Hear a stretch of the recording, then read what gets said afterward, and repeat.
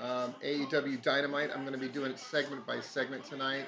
Dude, they've never opened with a talk segment before, much less a WWE 20-minute one. But boy, this was a great one. MJF and Punk going back and forth. I didn't think Punk would be able to one up him at the very end. That was the only part I was really worried about.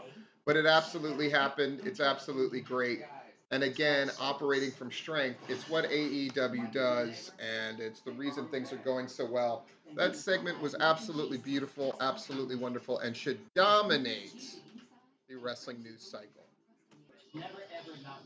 So we go into after the commercial break. We got CM Punk against QT Marshall, and now it's going into the well. It's not a split screen. It's not picture in picture. It's two different screens.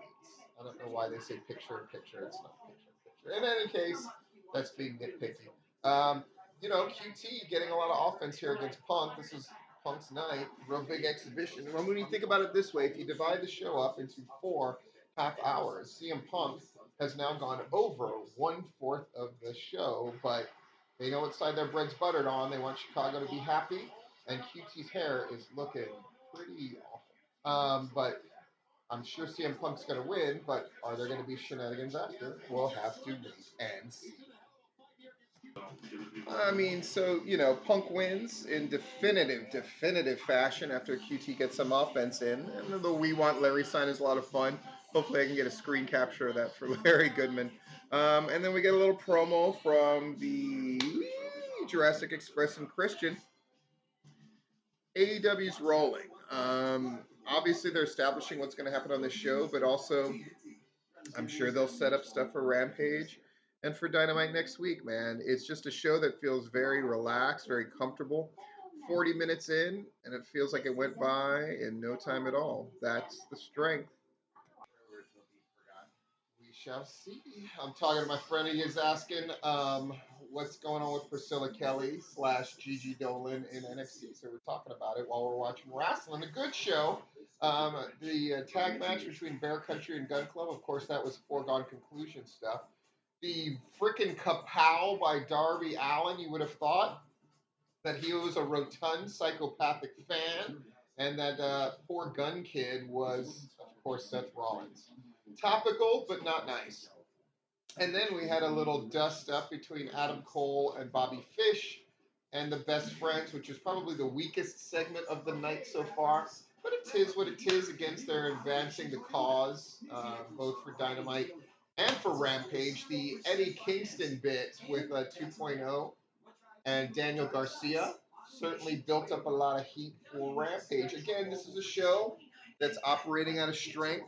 A lot of segments, but they're giving us enough wrestling to get us by. And next, they're telling us we're going to get Jamie Hayter and Thunder Rosa. I imagine the Chicago crowd and the crowd watching on TV is going to be very interested in Thunder Rosa.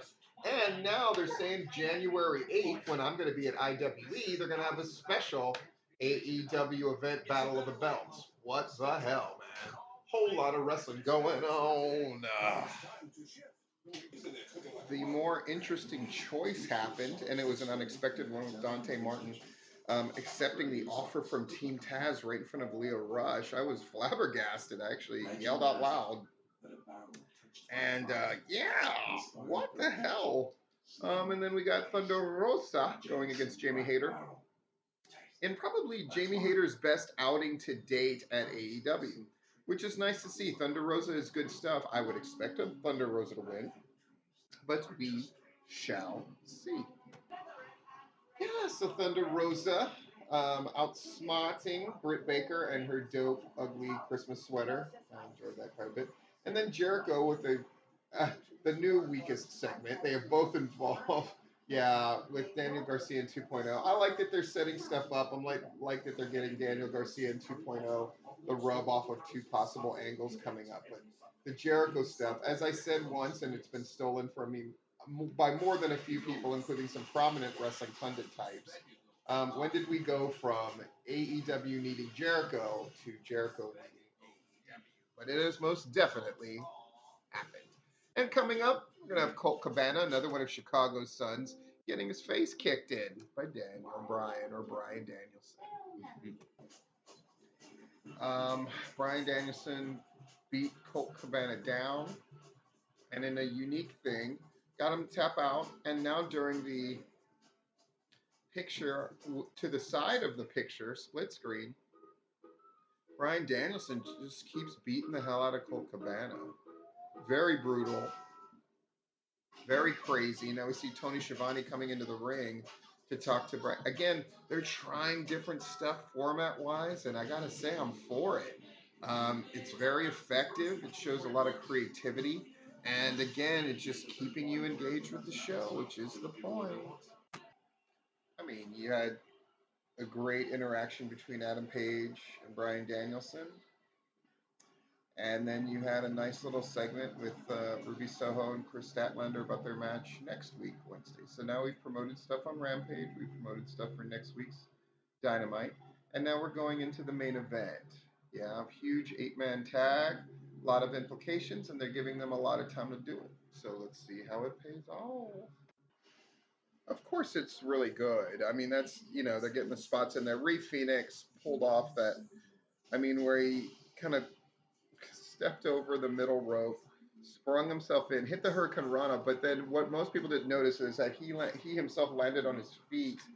I mean, I don't think people fully grasp the greatness that they're watching. When you look at who's in this match, it's just like arguably the greatest tag team, arguably the other greatest tag team, the best guy who's never had a bad match in Pac, Andrade, who's one of the top wrestlers worldwide. I mean, just it's insane.